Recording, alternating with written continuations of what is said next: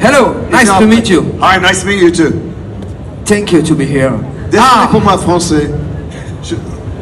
Je peux essayer en français, mais il est trop mauvais. Alors je parle en anglais et il m'aide. Et il traduit. On est ravis de vous avoir, Jason Isaacs. Vous êtes acteur, producteur britannique. Oui, c'est vrai. On vous voit donc dans la saga Harry Potter dans le rôle de Lucius Malfoy. On vous a vu également dans le colonel Tavington dans Patriot. Tu reprends un mafieux irlandais dans la série américaine. Et 200 movies que tu n'as pas vu. Non, mais le mafieux irlandais dans la série américaine Brotherhood. Ouais. Vous faites que des rôles de méchants. Et Star Trek. Et Star Trek, oui. Mais vous faites que des rôles de méchants. Et Star Wars Rebels.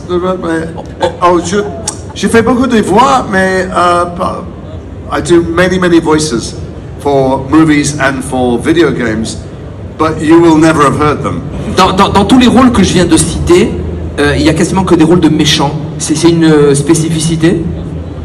You do have a lot of bad guys on the big screen and on the small screen.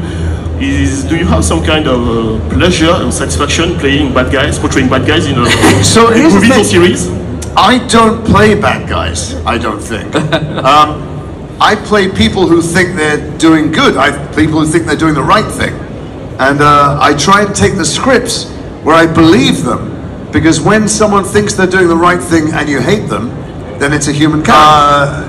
Is a rich old man with ridiculous blonde hair who's trying to make Hogwarts great again.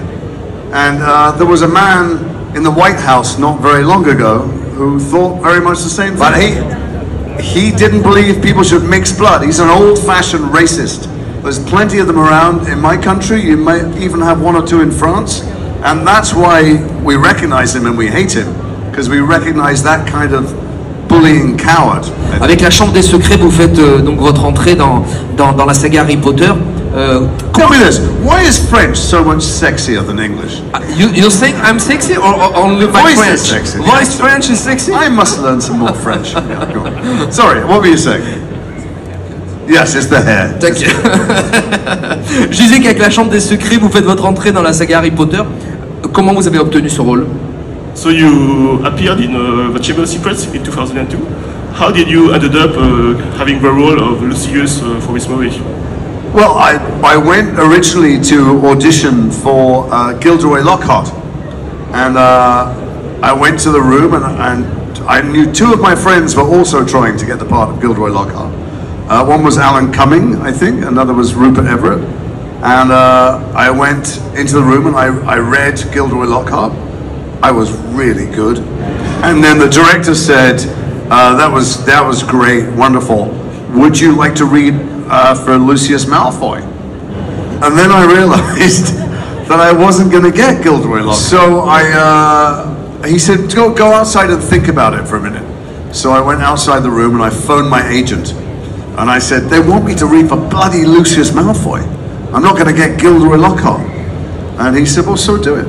And I said, I don't want to do it. I'm going to go and play Captain Hook. I'd already signed a contract to go and play Captain Hook. I said, I'm not playing two children's bad guys. That's the death of my career. And he said, just go in and read for it. And just then the assistant came to the door and he said, are you ready? And I went, yeah, ready. And I went in and I read, and I was so annoyed and so angry and bitter that I think that's why I got the job. I want to ask these guys here, are you really filming all this? You're going to watch this back when you get home? You think this is good entertainment on your phone? Put the phone down and put it down. Stop, cut. On ramasse les téléphones. When I was offered the job, there were 4 books published. And I opened the first book to read it. And I looked up, and a week had gone by, and I read the first 4 books. And I really hadn't washed or brushed my teeth, or probably even gone to the toilet. And then I understood. I've done, all of the actors have done millions of interviews, and we get asked all the time, why do you think they're successful? And these books books are successful in caves in Azerbaijan and skyscrapers in Singapore, and every country in the world, every culture thinks it's about them. And I hear all the other actors giving these very intelligent answers, and it's all bullshit. Nobody knows why. Some magic happened when Joe put those words on the page, and they touch people's hearts all over the world, and they still do. No, I wanted to. Yeah, I wanted to take everything, but Alan Rickman, God bless him, who we lost, he and I do a lot of charity things, and Alan took all the gold coins from Gringotts Bank, and he gave them out to charities. And after that, they put a barcode on everything, literally every single item on the set, and you couldn't steal anything, because I tried. Well, actually, I had a friend come to the set one day, and we were shooting in the Ministry of Magic, giant set, and they had a huge pile of Daily Prophets, you know, the newspaper, the Daily Prophet. And he said, "Can I get one of those?" I went, yeah. Don't you touch it, I'll take it. And I took one. I mean, there's like hundreds of them there. I took one, I put it in my bag, it's fine. And he stayed with me all day, and at the end of the day, I got changed, I got the wig off and stuff, and we got in the car, and we went to the gate, the studio, and the security guard at the gate went, "Jason, the producers want that newspaper back." It's really embarrassing. Are you friends? Am I still friendly with people? Well, all of the actors at my age, we all know each other. We were friends before, we worked together, we slept together, something, I don't know.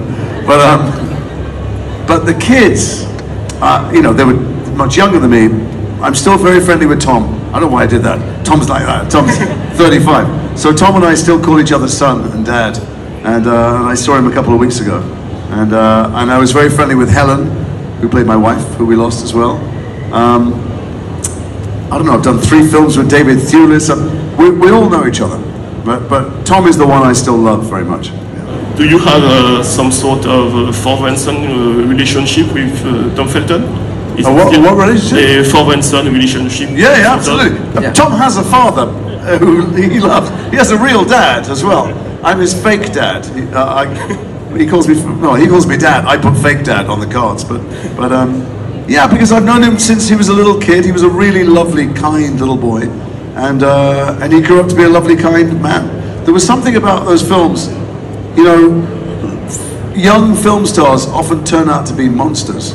It really destroys their life. They have a very strange perspective on the world. But those Dan, Rupert, Emma, Tom, lots of them, they grew up inside the film studios. And so they never had a chance to go out in the world and have too much money or too much fame. They were always working. And by the time they went into the world, they were already adults. So they're all really lovely. And they've all used their fame to do charity, to do good work in the world. So it's very rare. Most young stars, I mean, obviously there's an exception here, but most young stars, it really ends badly for them. So you had the opportunity to work with famous directors like John Woo, like Ridley Scott. Is there one particular director which had a major impact on you? Well, there's a director called Roland Emmerich. He made Independence Day, and he made The Patriot.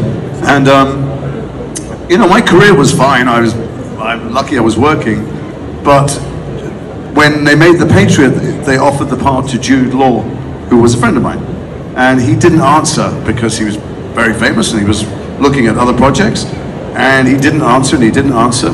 So they started looking for other people, and I made a tape of myself in my flat in London, and Roland saw it and he thought, I want to offer it to that guy. And they phoned Jude and said, "Do you mind if we take the offer away?" And he said, "No, it's fine." And so Roland took a big chance putting me opposite Mel Gibson. That was a big break for me. And yeah, I'll always be grateful to him, I think. There was also the director of Peter Pan. The studio wanted to cast someone you would all know, an incredibly famous, world famous person. And that director saw me and I auditioned for him. And he went, "No, I want him." And he went to battle for me.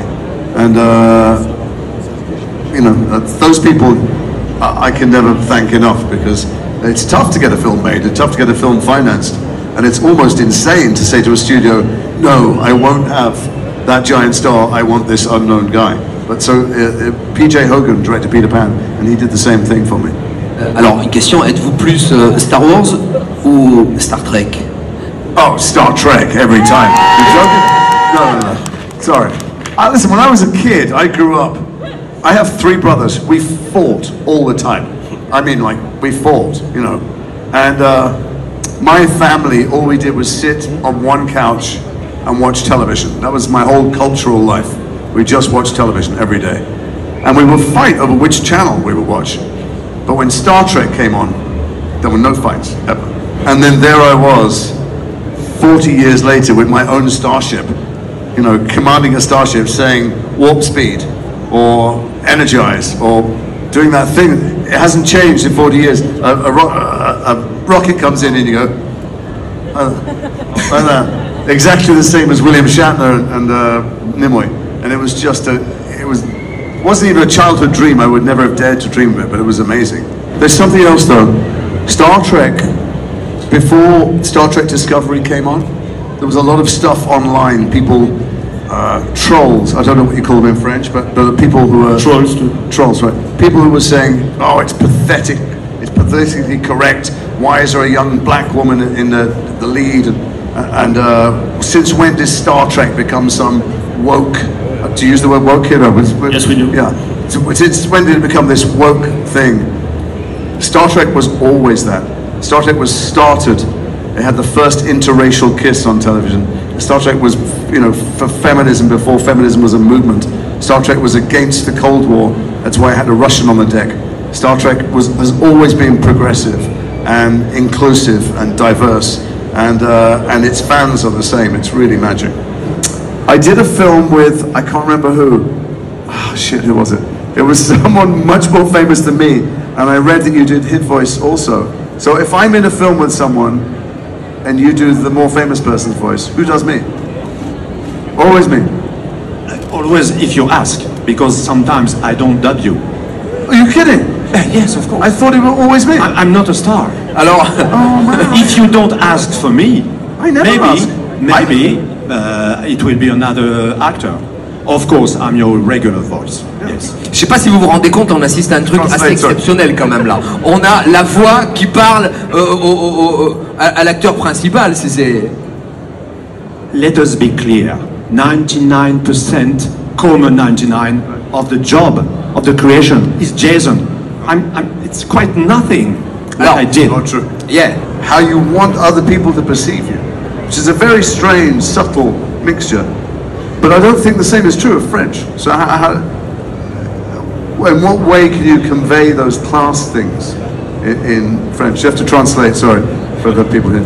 And you say, non, c'est pas ça. C'est, êtes-vous allé, pourquoi êtes-vous ici? And you say, non, je suis allé à l'école où l'on m'a dit que le directeur était ici. And now you can go slow to beat him. Nous estimons, et j'en suis navré, que vous n'êtes plus à la hauteur. Et vous avez ici un ordre de suspension. Vous y trouverez une autosignature, l'air de rien, et tac. Nous estimons qu'il est temps pour vous de passer la main. Waouh, des applaudissements s'il vous plaît. Wow. I can't match that. That was fantastic. My favorite line, you guys know, is a line I made up also, because at the end of Chamber of Secrets, Dumbledore tells me to get out, and there was no line. Lucius just left. And I just thought, he's too proud. He wouldn't walk out without a line. And so, actually, you want to translate up till then? Neville, say something. And I said, what? And he said, I don't know, make something up. And I realize now this is exactly the same story as the Patriot. I don't know how that happened. Anyway, so Dumbledore said, thank you, Lucius, that'll be all. And I looked at little Daniel, and I said, let us hope Mr. Potter will always be around to save the day. And Daniel, my favorite line is his line.